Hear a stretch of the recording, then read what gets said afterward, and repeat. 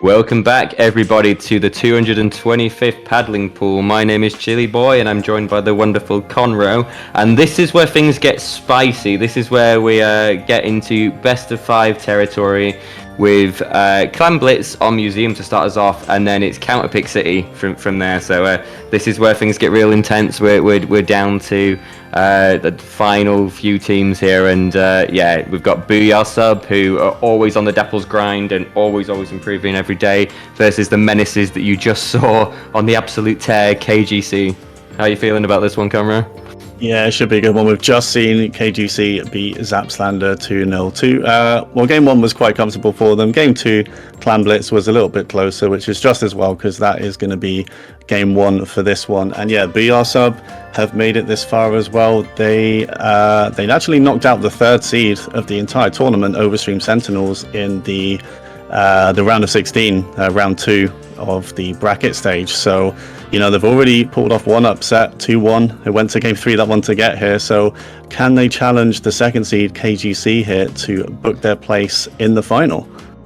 I mean, that is quite a statement, isn't it? Knocking out seed number 3 suggests that they're definitely feeling themselves today. KitKat always a menace on the backlines, and then I believe Badu is a menace on the Tetras, if I'm thinking correctly. KitKat going for the Anarchy Nova, so that pleases me, and I know you're a fan of that as well, Conroe, yeah? Yeah, definitely. Love the Anarchy. I mean, I more love the brand. It's a bit of brand bias, but I used the Anarchy Nova quite a lot when it came out. I don't think it's too bad. I mean, it's basically just inkjet spam, isn't it? And there you go. We've got inkjet versus inkjet straight away. And well, sadly, the Nova does go down. That's 2 from Jay's inkjet there. They have gone back to the ballpoint after switching to bamboo for game 2 in the previous set. And yeah, they are immediately going to take the other team's spin here and gain control. They do have the clams ready to go as well. I'm not sure if they have a power clam right now. Well, now they do. There's the ballpoint with it. So much pressure from the ballpoint, so much range. The inkjet's ready to go again. I'm sure they're going to throw that in an inkjet. Yes, they are. Points on the board for KGC, and there's only one alive for Booyah Sub. That's the splash. I think they know they're up there. They can't get rid of them. They're going to have to wait for their teammates to come back in, though, to force them out. The crab tank, that clam is not going to go in. It's down to 53. I think this might be the end of the push. Pushed it down to 53, which is a bigger score than what they got in the previous clams game they had. But yeah, first blood going to KGC in this one. Masterful decision making there from the team as well. The 52 putting up the wall to kind of advance and force progress, but then dipping back to take down the player that they knew was behind them.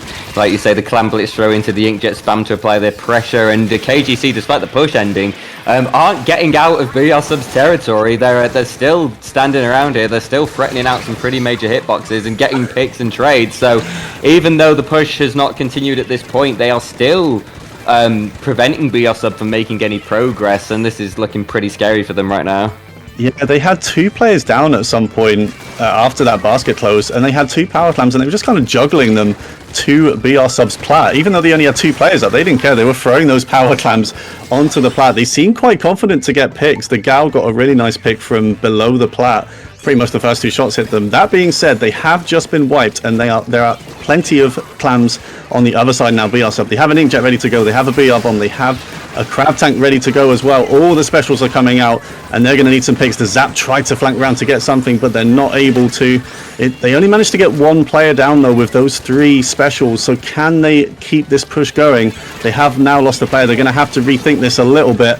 2 players down for them now, so this might not be the push they were hoping for. I think the Anarchy Nova has backed up, holding the power clam, and out comes the inkjet now from Jay, and the slosher has flanked around well as well. Nice timing there, coinciding with the inkjet, and again it's just the Nova who is going to pop an inkjet here just to try and keep them away, but they are going to get taken out by the slosher as well, so not looking good for Booyah Sub. It's alright, the Nova will have another inkjet in about 5 seconds. So it's it's looking really rough there. I think Booyah Sub had the right idea of trying to retreat back and just stall and regroup to continue the push, but KGC also with the right idea of then aggressing and preventing that regroup from happening, which cut Booyah Sub's push attempt short. They have got 2 players down. They've got their eyes on the player holding the power climb on KGC. So Booyah Sub are in the position here to try and make some progress again. But KGC making that very, very difficult for them, stepping back and threatening out some hitboxes. So a bit of a skirmish going on here. The Booyah Bomb coming out to try and force progress, catching the strike user while they were setting up. So they have managed to break the basket, but with 2 players down, I don't see them making much progress at this stage. Oh, that Booyah Bomb was very unfortunate. I knew what they were trying to do. They threw it behind what looked like 3 players. I think it was just 2, and they just had to pincer with the Booyah Bomb, but I don't quite think they were able to do it. We focused on another player, but I didn't see the players go down. So I think something went wrong, and immediately KGC have 24 clams on them. They have specials off. They have Inkjet. They are going to get all of these clams in. They have another power clam as well. Can they keep pushing in? Booyah Sub trying to defend. They do get a nice pick on the pen. Power clam doesn't make it, but Benny GT on this gal still there. They have to drop. Clams are coming in from another direction. They still have 1 clam to put in, and there goes the power clam. Actually, they made a power clam there. They only need 1 more. They've pushed it all the way down to 1. Even though Booyah Sub's players were all around, they just couldn't get rid of KGC. It's another huge push. The basket is going to close, but Booyah Sub have so much work to do. Yeah, that is going to be a demoralizing score for Booyah Sub to try and come back from. That is an 89-point deficit if you include the penalty with 20 seconds on the clock. And given how well KGC defended here, and they're popping off now with more picks, 52 doing what 52 does, it's going to be a massive mountain to climb, and very, very likely KGC closing out game 1 here after what was a little bit of a slow start, but then just, yeah, very, very scary push there. Yeah, well, they have power clams on the field, so this will at least go to overtime. They were just left with the crab tank, though, with the holding the power clam, and the whale is going to put a stop to this crab tank pretty soon. They're not able to do anything with that. The gal is still hanging somewhere on the left. They just have to go for it at this point. They have to try and get that one in. And to be fair to them, they actually made it to the platinum platform somehow. But that is going to be the end of the game. That's a solid game 1 from KGC. Just really confident, really just mechanically good play. They seemed so confident on just picking fights, really. The gal was just getting some crazy picks there, and they just seemed so confident in this. Yeah, I think it's that just really high level game sense of knowing when to engage, because they are, even though they are so good offensively and so good mechanically, they don't just go in for no reason. Like they know when they've got that positional advantage or where the other players are paced, so that those engagements are always kind of rigged in their favor. And I think that shows in how they come out on top in the majority of those skirmishes there. But yeah, very, very nice showcase from the 52. But yeah, there's just there's not a weak player in the room, really. I'm laughing at 14 still, as I believe our previous commentators pointed out that this person was still called just 14 at the time, and they've changed their name to acknowledge that. So that's a nice and clever wordplay. But best of 5 territory, and even though that was a pretty rough match for Booyah Sub, they're gonna have a couple of opportunities here to take their opposing team to places on their terms and play to their strengths and the maps that they feel most rehearsed on. So it'll be interesting to see what they do here. They need something that really saps momentum away from KGC, which isn't an easy thing to do. Yeah, definitely. Let's see what they go for. So see if they can have a more successful pick than Zapslander did in the previous game. Of course, it is a best of 5, so they can afford to get it wrong once. They probably won't want to do that, though, because they will be 2-0 down if it goes like that. And yeah, we're going to go into game 2 fairly soon. In the meantime, the other semi-final is underway now as well. We've got the top seed Oro Jackson versus Please Sub For Us, who we did just see recently as well. That's Snipes' team. Oro Jackson actually dropped a game to Octopi, who I've noticed Octopi with a few fans in the chat, but they've had a really solid run here. They had so many matches go to the final game. They had a group game that they won, go to game 3. Actually all 3 of their bracket rounds went to game 3. They won the first 2, and then they took a game off the top seed Oro Jackson as well. The top bracket, actually, both of those games, the quarterfinals in the top bracket, went 2-1. So it does seem to be closely contested over there. Let's see. We're hoping this set can follow suit as we do go into game 2. They've just, chosen splat zones for this one. So let's see how this goes. I believe this is Brinewater. Yes, it is. And similar comp, the Anarchy Nova is staying. So they still have plenty of inkjets at least. Yeah, it's always nice, isn't it, when you look at a bracket and you see that the gods can bleed and that there is hope for the underdog to manage to take some points and at least make these kind of top seeds sweat. Booyah Sub, I'm sure, can do that, and unfortunately KGC just coming out absolutely swinging the way that we know them to be able to do, getting 3 down, getting control of the zone and already threatening Booyah's ramp, which is such a scary position to be in, and with only 30 seconds on the clock. Although 2 players dropping there, so Booyah Sub possibly in a position where they can start to retake some control.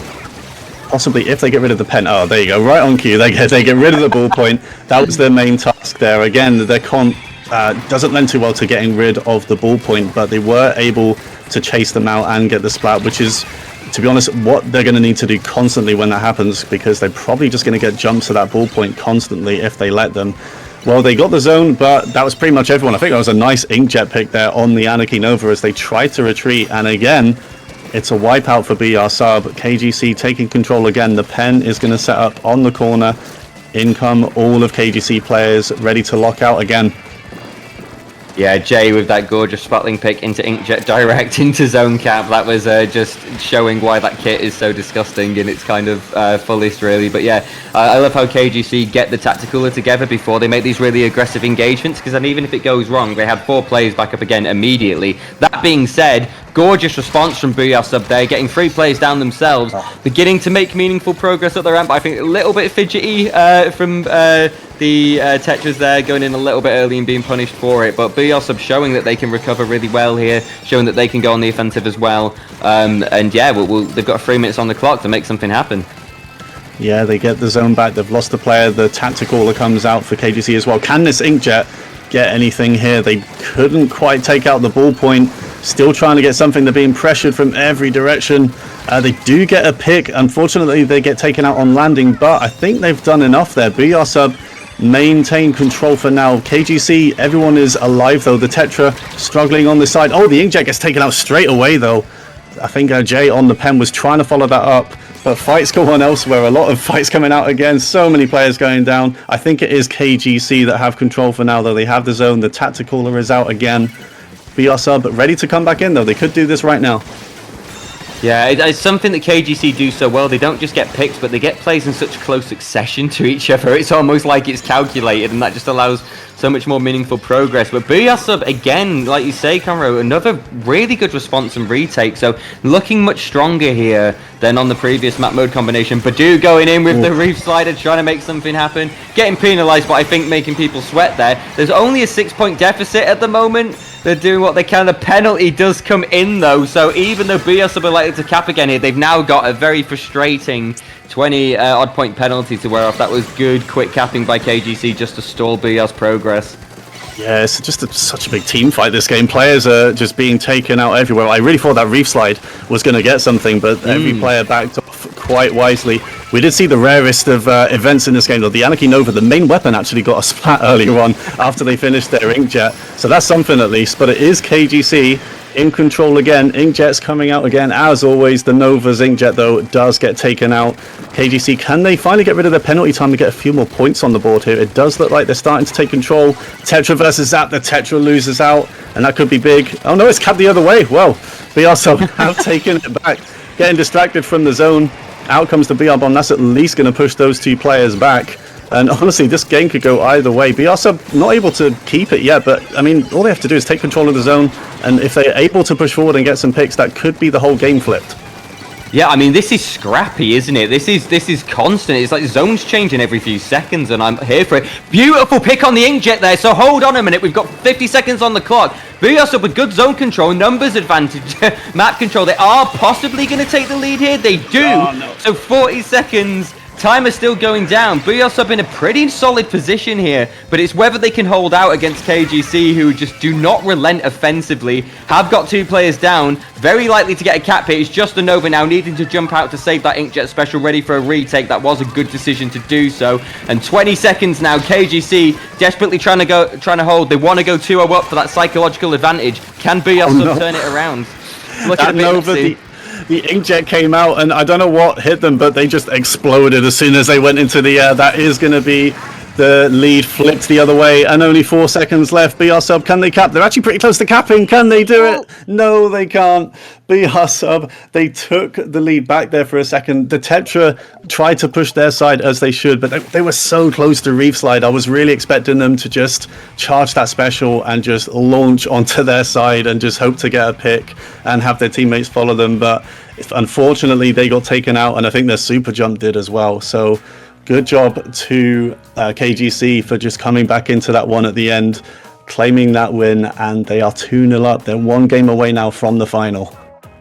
That was much, much less comfortable for KGC, though, wasn't it? That was Booyah Sub. I think they had the right idea, the right strategy there, just getting caught out a little bit on the execution. The Nova, unfortunately, had so many tragic inkjets that came out at decent times, but got shut down so quickly. I think Badu that game was doing such a good job of just forcing KGC into difficult positions, even though they weren't necessarily getting a lot of splats and winning a ton of the engagements. They were constantly so in the face of KGC and displacing them. I think that was quite helpful to allowing those retakes as well. So BR Sub showing why they've made it this far, showing that they've got the kind of potential to make these Titans panic. But yeah, KGC clutching it out in the way that we've come to know and expect them to do. So challenging position now, psychologically. You've got to reverse sweep a team of KGC's caliber.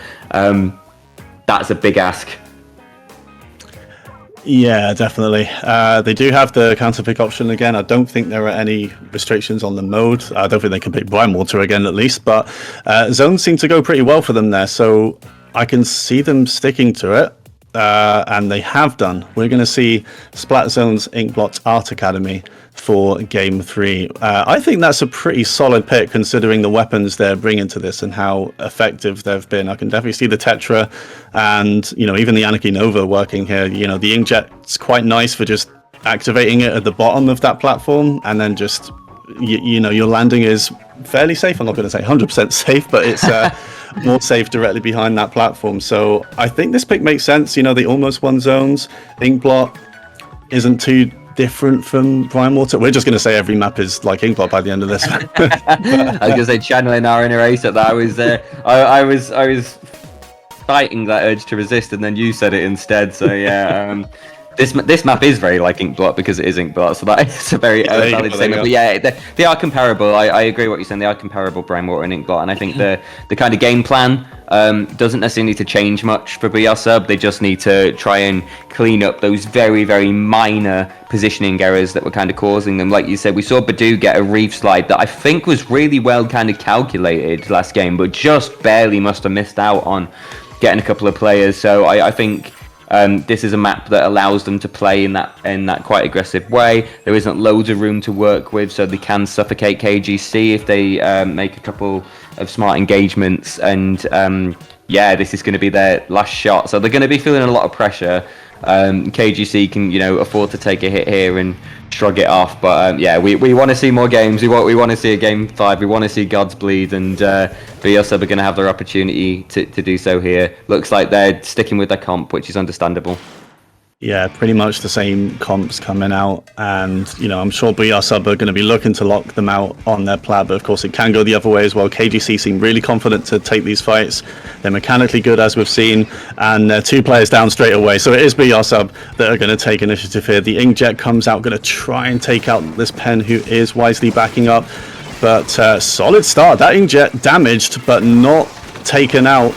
Jay, very importantly, stays alive. Out comes the Zuko as well, but that's a huge pick on the Zap 2 from the Machine. Look at those directs. Oh, who said Machine was no, just not going to bother this person.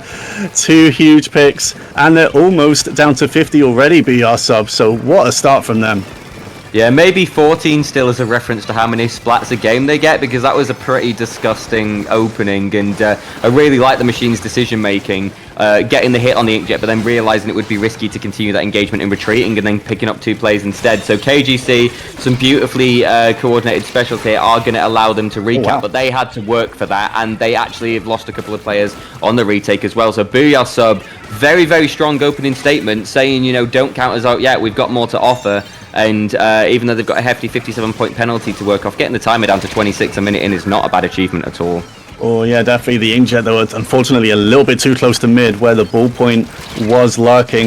And KGC, Tetra needs this pick and they get it. Badu, nice pick on the pen. They're going to go for a double and they get it. The Zuka was out and they stopped it. The reslider gets another one. That's a triple for Badu. They're going for 4. I think they got a quad right there from the Tetra Badu for Booyah Sub. That completely shuts down KGC's push. They're going to do classic Tetra things and go for more, but they do get taken out. But they'll be back pretty quickly with the stealth jump and the dodge rolling. KGC on the back foot. Oh, I think that was an Inkjet snipe on an Inkjet there from KitKat as well. KitKat. And another one. Oh, so many nice picks coming out from Booyah Sub. They are not too far from the win. The penalty time is almost up. That is, yeah, I mean, Booyah Sub looking like a completely different team in the best way possible this game. They are going to have to retreat their KitKat doing so, but I think, you know, smart, better than to get fully wiped. They are then going to get picked up what I think might have been a really good bomb or possibly an Inkjet shot again. So KGC with a good opportunity to aggress here, but I mean, Booyah Sub's aggression there was beautiful. I'm pretty sure it's been scientifically studied and you can't quell Tetra's bloodlust. There is never enough splash you can get for them to stop just getting in your face and wreaking havoc, and worked out a treat there. But KGC, now their penalty's gone, the map control was looking good, but Booyah Sub, even with a player down, doing what they need to do, getting that penalty, and it's getting a bit closer, it's getting a bit messier. I feel like the nerves are a bit there for Booyah Sub now, but this is an action-packed game, Conro. I'm loving it. Yeah, definitely a lot of picks coming out again. The Tetra is going for something. They managed to get 1. Can they get 2? They are so weak, that player. They get cleaned up by a teammate, and it's pretty neutral right now. I think it's 2v2. The pen trying to get something. They get a player super weak, but out comes the Inkjet. I think a player dropped right as that Inkjet was happening. I thought they jumped out, but they didn't. Actually, 2 players down now for Booyah Sub. KGC remain in control, but of course they have got that penalty timer to work through. They have a tri-strike ready to go. The Slosher's going to ignore the strike and just go in. They do get a pick at least. They get taken out. They won't be too far from the strike when they come back in. And Booyah Sub have suddenly lost 2 players, and there goes another one. But I think it's Badu that's still alive, or the machine on that side. Can they at least stop this zone from being capped? Yes, they can. There you go. Wow, it looks so easy. Booyah Sub take it back. 2 players down for KGC. It's the pen and the Zap fighting on the side, but out comes the Crab Tank, and I don't think they have much to deal with that. They're going to try and take out this pen, and the Slosher is on the wall as well. The pen actually does go down, but the Slosher is alive. Tri-strike ready to go. Penalty time pretty much done for Booyah Sub. They're counting down to the win if they can do it. It's 2v2. It's just the Tetra. Can Badu hold it here? They're going to retreat at least. They get 1. The Inkjet comes out. Can they cap the zone though? The Tetra goes down, but I don't know if they have time. No, they don't. Well, I think all the players were like gone for Booyah Sub, but they were just able to stall it for long enough. I just don't think KGC's players were alive to take the zone back, that big Inkblot zone. And Booyah Sub on the scoreboard. It's 2-1. I've got to say, that seems scripted when you said, can they take the zone back? And they responded by immediately taking the zone as you finished that line. That was gorgeous. Booyah Sub there doing so well. I mean, it wasn't the KGC necessarily look weak that game because they were applying a lot of pressure, but Booyah Sub just recovering so quickly each time, knowing what they needed to do mechanically in those engagements. So strong. We saw Badu get an absolutely gorgeous quad. We see 14 still creating a amazing opportunity at the beginning, applying a lot of pressure, and just the whole team working as a fantastic unit really to take that game. So that is the counter pick meta. That is where people go to the territory that they are strongest and sap some momentum away. Beautifully done to wound KGC a bit there, and KGC are now going to have to think about how they respond in turn. Hopefully that gives Booyah Sub a little bit more confidence to know that they can make things happen. I think they were very calculated in their engagements there, and it paid off big time, and it looked very flashy as well, so that's always nice for the viewer. Yeah, I was going to say very flashy game because there are a lot of special splats coming out. I think that's what Booyah Sub did at least a little bit better there. Their specials, they seem to get a little bit more from them. The Inkjet got a lot there. Even the reef slide from Badu, I think they got a lot more out of in that game than they did the previous game. They used it as part of their quad to just mow over the ballpoint, I think. So yeah, worked out there, and yeah, well done from Badu at the end. They were the last one. I think it was a 1v2 at the end, and you either go for zone or and ignore the Tetra, but if you do that, the Tetra might just pick you off. So they had to at least go for them, I think. It was a 2v1, but Badou gets one of them, and the other one pops an Inkjet, and suddenly they just don't have anything to take the zone back. And yeah, I think the V shot with the Zuka was struggling. I think someone in the chat mentioned they're just not being allowed time with the Trizuka to do much, and maybe that's how we'll deal with it in the next patch. You know, just don't give them time. Don't give them time to do it. Don't give them Just time to get those buffed hitboxes out there. No, please, no. Yeah, I know Zuka has struggled a bit compared to some of the specials of the meta, but I'm very interested what that's going to mean for the meta. I think Splattershot has got a lot scarier come tonight's patch.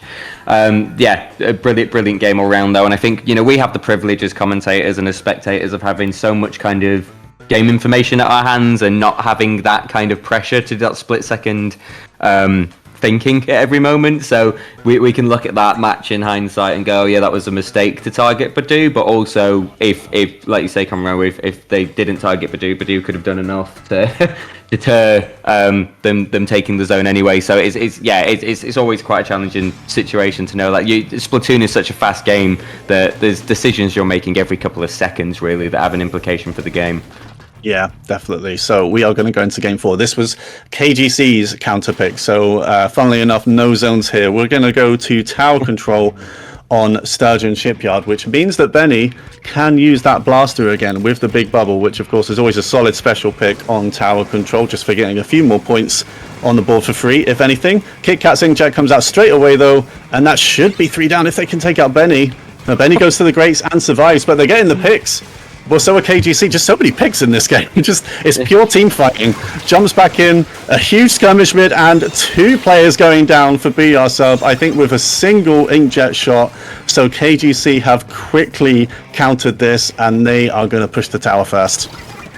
Benny, the hero for KGC, they're managing to stall their demise and getting a trade in the process allowed KGC to get back in and recover what they needed to get a triple here. So KGC definitely with the first push. The tactical is out to allow them to make some progress with more confidence. Messy fight here around the grates. You do not see that often. There's some schmoove in there from the Booyah Sub player that was aggressing them, but the bubbler out on tower. 1 checkpoint already decimated. KGC approaching the other checkpoint, and they have a numbers advantage coming into this, so this is looking very, very scary. This is looking a very good counter pick for them, Conroe. Yeah, the caller's out. They have caller effects. They have the Inkjet ready as well. They might even hold on to that if they get splattered just to have it for next time.